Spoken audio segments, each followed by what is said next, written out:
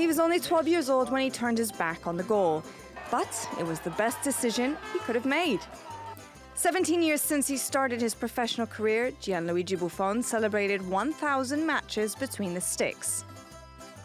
About me? Well, certainly it's a great achievement. And the only thing I know is that there won't be another 1,000 matches. I'm sure of it. While it may not be 1,000 more, Gigi's romance with the goal is far from finished. At 39 years old, the last 2 seasons have been some of his best. In 2015, he led Juventus to the Champions League final in Berlin. In 2016, he set the Serie A record for minutes without conceding, 973.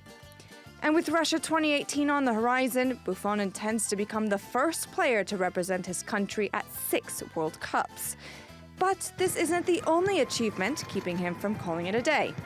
There's the Champions League thorn in his side. Twice a runner-up, Gigi admits that lifting European club football's most prized possession is what drives him on. The Italian has even jokingly suggested that he'll play on until he's 65, if that's what it will take. But for when the time comes to finally hang up his gloves, it looks like Italy's beloved goalpost will be well looked after. Tonight I believe that Gianluigi Donnarumma, although tonight's game was not needed to confirm this, but tonight he really played sensationally. He is the worthy successor of Buffon, even though Buffon is still in great form. And because of that form, AC Milan's 18-year-old starlet will have to wait in the wings a little longer. Buffon may not part ways with his goalposts anytime soon, but for when he does, it looks like he's got the right person to carry on the Gianluigi legend. Well, earlier we caught up with Italian football journalist David Schiavone, who gave us some insight as to how Buffon's managed to stay at the top of his game and what lies ahead.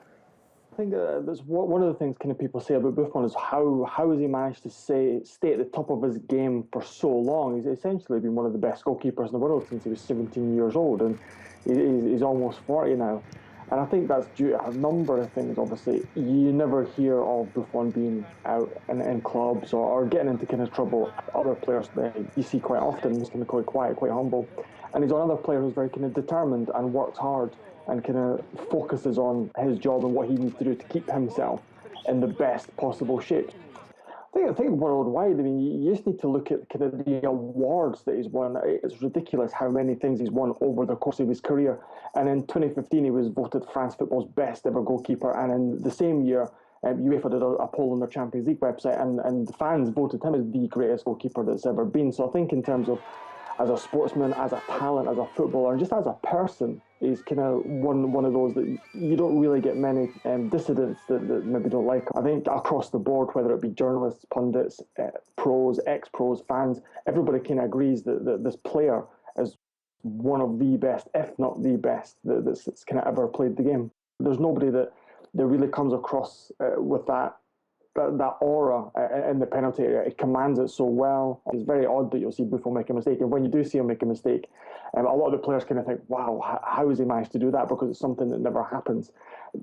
The debate of whether or not he's Italy's best goalkeeper is more or less kind of finalised. The only really real contender is Dino Zoff, but most people would say he's the best ever to come out of Italy.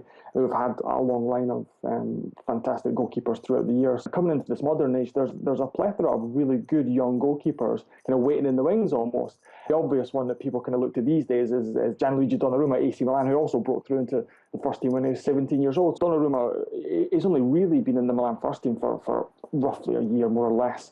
And he still has, obviously, a lot of things to learn in the game, but he's a young guy, he's got a good head on his shoulders, and he's one that doesn't really cause controversy. And you've got a player there who's already been linked with Juventus as a replacement for Buffon, not only at international level, but also at club level.